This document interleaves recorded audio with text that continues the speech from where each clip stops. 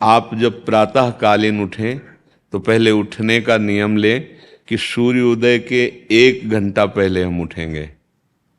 देखो हमारी प्रार्थना मानना। तो इस समय सूर्योदय कई बजे होता है? लगभग हाँ, 6 बजे, 6:30 बजे गुरुदेव। छः। आप 5 बजे उठ जाइए और उठ करके सबसे पहला कार्य कीजिए, पृथ्वी के चरण स्पर्श कीजिए, भूमि के चरण स्पर्श कीजिए। और फिर आप जिस आसन पर बैठे हैं, देखो ध्यान से हमारी तरफ सुनना, जिस आसन पे बैठे हैं, जिस पे शयन किए थे, जिस सैया पर सोए थे, पृथ्वी को प्रणाम करने के बाद उसी सैया में 5 मिनट केवल बैठ जाइए और 5 मिनट बैठकर 5 संतों का नाम ले लीजिए। जैसे हम लोग श्री स्वामी हरिदास जी की जय, हरिवंश महाप्रभु की जय, हरिराम व्यास जी की जय, नागरीदास जी की जय, श्री ध्रुवदास जी की जय। पांच पांच संतों के नाम याद कर लीजिए। इसके बाद नीचे उतरिए और पहले जो अपने माता पिता, अगर वो शयन कर रहे हैं तो कोई बात नहीं है, अगर वो शयन नहीं कर रहे हैं तो पहले जाकर माथा रखकर उनको प्रणाम कीजिए।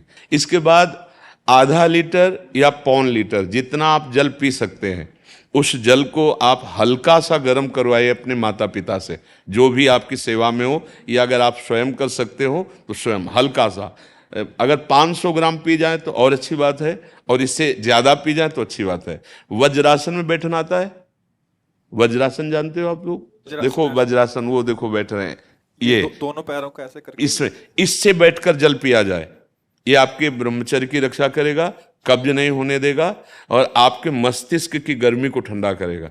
ऐसे वज्रासन में बैठकर धीरे धीरे 5 या 10 मिनट में जल पिया जाए, एकदम न पिया जाए। गिलास में लेकर के 500 ग्राम जल धीरे धीरे उसको पिया जाए। फिर इसके बाद आपको 100-200 कदम टहलना है। फिर इसके बाद आप शौच जाइए। शौच, अगर आपका पेट साफ हो जाता है, अगर नहीं साफ होता है, कोई ऐसी परेशानी लगती है, तो 1 चम्मच ईसबगोल की भूसी और छोटी हर का आधा चम्मच अगर रात्रि में दूध से या पानी से ले ले तो वो बार बार शौच नहीं लगाएगा, पर आपकी आंतें साफ हो जाएंगी। शौच जाने के बाद स्नान करें और फिर तुरंत, अगर आपको व्यायाम आता है तो करे, नहीं तो सीधा सरल बात होती है, 20 बार बैठ जाए बैठक और 10 बार लेटने वाली दंड। और इसके बाद जो अनुलोम विलोम, जो इससे खींचे इसे छोड़ दे, इससे खींचे इसे छोड़ दे। इसके बाद दोनों हाथ ऐसे करके 7 बार ऐसे करे, सीधा खींचे और सीधा छोड़ दे। इतना ही तुम्हारे लिए प्राणायाम की आवश्यकता है। अब अपनी दिनचर्या में लग जा। जो पढ़ाई का कार्य दिया गया है, आगे तुम्हें और भजन की बात हम नहीं कह रहे, जो पढ़ाई का कार्य दिया गया है वो भगवान की ही पूजा है। आपकी दिनचर्या जो आपको अपने गुरुजी या टीचर जी को जाके प्रमाणित करनी है, कल जो पढ़ाई गई थी आज के लिए, वो आप सुबह सुबह उस समय व्यायाम के बाद, तो आप देखना आपकी स्मृति बहुत प्रवीण हो जाएगी। अच्छा, ये आपकी प्रातःकालीन दिनचर्या है। जब आप अपने गुरुदेव के पास स्कूल जाएं, तो हमें आजकल का तो अब पता नहीं, पर हम लोग जब जाते थे तो अपने गुरुजी को प्रणाम करते थे। तो जो स्कूल में आपको पढ़ाई पढ़ा रहे हैं वो तो बात है, अब आपको जो हम खास बात बताना चाहते हैं वो कि देखो अभी छोटे छोटे बच्चे हो, बच्चों में कुछ बच्चे ऐसे गंदे बच्चे होते हैं जिनके गंदी बातें दिमाग में आ जाती हैं और गंदी बातें वो करने लगते हैं आचरण में। आप लोग इतना तो जानते ही होंगे कि गंदी बातें किसे कहते हैं। आप लोगों के पास अगर मोबाइल है तो कभी गंदी बात देखना नहीं। कोई भी बच्चा अगर गंदी बात दिखाए तो अपने टीचर से या अपने माता पिता से जाके शिकायत करनी चाहिए, वो बहुत हानिकारक होती है। कभी कोई भी गंदी बात अपने द्वारा नहीं होनी चाहिए। अभी आप नवीन जीवन धारण किए हुए हैं, आप भगवान की प्राप्ति, देश की भक्ति और बहुत अच्छे अच्छे पदों में जा सकते हैं। अच्छे पवित्र आचरण और पवित्र संस्कार।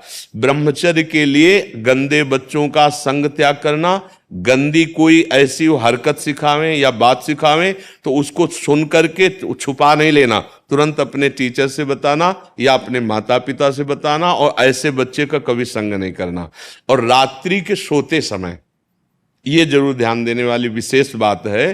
रात्रि के सोते समय जो भगवान का नाम प्रिय, जैसे इन लोगों ने आप लोगों को बताया राधा वल्लभ श्री, तो सोते समय बस प्रार्थना करो कि हे प्रभु आज दिन हमारा जो भी गलती हुई हो वो हमको आप प्रार्थना करते हैं कि आप हमें समझाओ क्या हमसे गलती हुई। अगर पूरी दिनचर्या में ऐसा लग रहा है हमसे कोई गलती नहीं, तो भगवान सुबह से अभी तक हम सोने जो जा रहे हैं ये पूरा समय आपको समर्पित। आप देखना इसका फल देखना, एक तपस्वी की तपस्या का जो फल होता है ना उसका ये फल मिलेगा। और सोते समय बस राधा वल्लभ श्री हरिवंश, राधा वल्लभ श्री हरिवंश, इधर उधर ना सोचते हुए, ना मोबाइल देखते हुए, ना कोई गंदी बात मन में, और चुपचाप सो जाइए। और जब फिर सुबह उठे तो फिर ऐसी दिनचर्या। और पढ़ाई इस समय तुम्हारा भजन है।